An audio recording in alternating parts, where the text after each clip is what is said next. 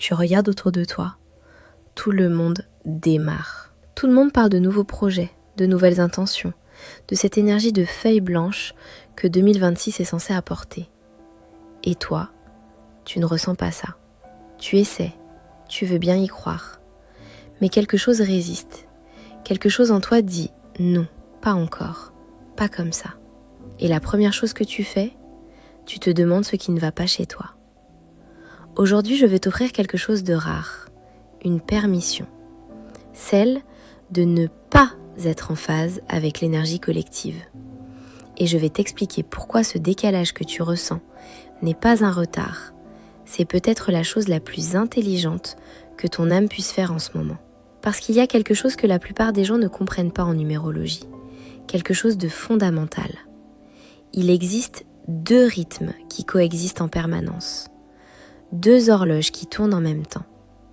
Et quand elles ne sont pas synchronisées, le chaos intérieur commence. La première horloge, c'est l'année universelle.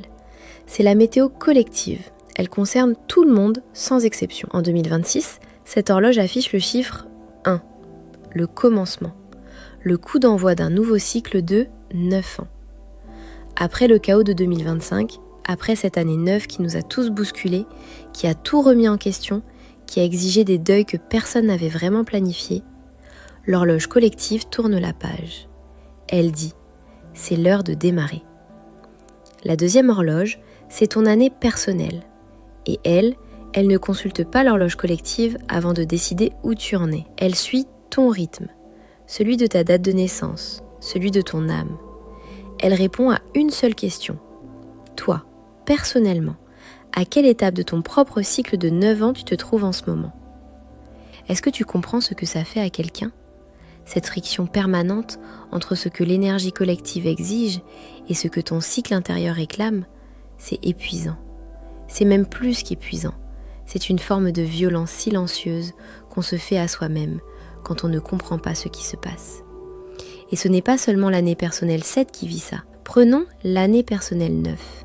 Tu sors tout juste de 2025, déjà une année 9 universelle, déjà un cycle de clôture, et tu arrives en 2026, toujours en vibration de deuil. Ton cycle personnel dit, il reste encore quelque chose à lâcher. Il y a encore un bilan incomplet, une relation à clore, une identité à enterrer, un chapitre que tu n'as pas encore terminé d'écrire. Et l'énergie collective te crie dessus, nouveau départ, feuille blanche, lance-toi. Comment veux-tu que cette personne-là ne se sente pas en retard sur sa propre vie? Et l'année personnelle 6, elle est tiraillée entre 2 loyautés. L'énergie universelle du UN pousse à l'affirmation, à l'indépendance, à se choisir soi. Et l'année personnelle 6 dit « les autres comptent sur moi », la famille, les responsabilités, les engagements. Elle voudrait bien se lancer cette femme, mais elle a l'impression que se choisir, c'est abandonner quelqu'un. Alors elle reste. Ces décalages, ils ont un nom, ils ont une logique. Ils ne sont pas des signes que tu échoues. Voilà ce que la numérologie enseigne et ce que peu de gens prennent le temps d'expliquer vraiment. L'année universelle est la vague et ton année personnelle, c'est la façon dont tu surfes cette vague ou dont tu ne la surfes pas. Parce que parfois, la sagesse, c'est de ne pas surfer. C'est de laisser passer cette vague-là, de descendre en profondeur et d'attendre la vague qui est faite pour toi. Et ça demande quelque chose que notre époque n'encourage absolument pas. Ça demande de faire confiance à son propre tempo. Dans un monde qui récompense la vitesse, s'arrêter ressemble à de la faiblesse. Dans un monde qui glorifie le démarrage, consolider ressemble à de la stagnation. Et se retirer pour chercher ressemble à quoi exactement? À de la peur? À du retard? Non.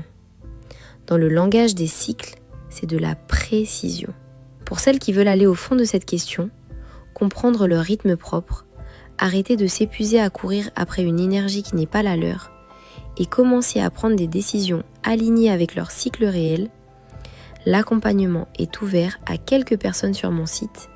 Le lien est en description. Revenons au cycle, parce qu'il faut que tu comprennes quelque chose d'important.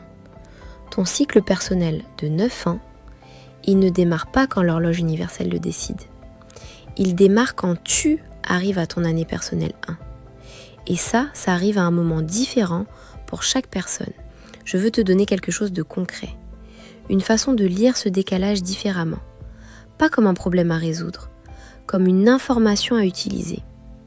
Si tu es en année personnelle 2 en 2026, l'énergie universelle veut que tu avances seul, que tu sois le numéro 1, que tu domines. Et ton cycle à toi dit ralentis. Écoute, construis par la relation, pas par l'ego. Tu n'es pas en retard, tu es en train de poser les fondations d'une alliance qui va durer. Laisse les autres sprints, toi tu construis quelque chose de solide. Si tu es en année personnelle 4, tu es sur le chantier. Ce n'est pas le moment de tout refaire, c'est le moment de consolider ce qui a déjà commencé. Ton rythme à toi, c'est de construire correctement, même si c'est moins spectaculaire de l'extérieur. Et si tu es en année personnelle 9, écoute-moi bien, parce que tu es celle pour qui ce décalage est le plus douloureux. Tu portes encore le poids de quelque chose qui doit se terminer. Et la pression collective de janvier, cette énergie de feuille blanche, cette injonction au renouveau, elle peut te donner l'impression que tu es la seule à traîner les pieds. Que tout le monde est déjà passé à autre chose, sauf toi. Mais voilà ce que les cycles enseignent. Une clôture incomplète, ça donne quoi ? Ça donne une fondation fissurée pour tout ce qui va suivre. Les personnes qui sautent dans leur année 1 sans avoir vraiment terminé leur année 9, elles construisent sur du sable. Et quand les premières difficultés arrivent, les anciennes choses non résolues remontent. Toujours, sans exception. Toi qui résistes à l'élan collectif parce que tu sens qu'il y a encore quelque chose à finir, tu n'es pas en retard. Tu es en train de faire le travail le plus difficile et le plus nécessaire. Celui que beaucoup esquivent. Et c'est exactement là que la numérologie devient autre chose qu'un système de prédiction. Elle devient un outil de permission. La permission de vivre ton propre tempo. La permission de ne pas être en phase avec tout le monde. La permission de traverser ton sous-marin sans honte, d'honorer ta clôture sans te sentir abandonné par l'élan du monde. Il y a quelque chose que j'observe souvent chez les femmes qui me parlent de fatigue vibratoire, de ce sentiment d'être à côté de leur vie. Et c'est presque toujours la même chose. Elles ont vécu des mois, parfois des années entières, à agir selon l'énergie collective, à se lever le matin et à se demander ce que le monde attendait d'elles, ce que l'actualité exigeait, ce que les autres faisaient et qu'elles devraient faire aussi. Et leur cycle personnel pendant ce temps, il tournait, silencieusement, patiemment, en attendant qu'on les écoute. Le moment où tu commences à lire tes cycles, c'est le moment où les décisions deviennent plus légères. Pas faciles, légères, parce qu'elles viennent de toi, de ton tempo, de ta propre intelligence du temps. Il y a un concept que j'aime particulièrement en numérologie, celui de la souveraineté du rythme. L'idée que chaque âme a sa propre horloge et que l'acte le plus puissant que tu puisses poser, c'est d'arrêter de régler ton horloge sur celle des autres. Même quand ces autres, c'est l'énergie universelle tout entière. Parce que oui, même l'énergie universelle peut être mal timée pour toi. Et ce n'est pas une catastrophe, c'est une information. L'horloge collective dit 1 en 2026. Et peut-être que ton horloge dit 7, ou 9, ou 4. Et ces deux informations ne s'annulent pas, elles se complètent. Elles te donnent une image complète de ce que cette année demande à toi spécifiquement. Pas à tout le monde, à toi. C'est ça le vrai pouvoir de la numérologie. Pas de te dire ce qui va arriver, te donner la précision de savoir quand et comment agir selon qui tu es vraiment. Te sortir de la comparaison, te sortir de la course, te réinstaller dans ton propre cycle avec tout ce que ça implique de courage et de clarté. Alors la prochaine fois que tu regardes autour de toi et que tout le monde semble avoir reçu le mémo du nouveau départ et que toi tu ne le reçois pas, pose-toi cette question. Pas qu'est-ce qui ne va pas chez moi, mais à quelle étape de mon cycle je suis moi. Calcule ton année personnelle. Écoute ce qu'elle dit.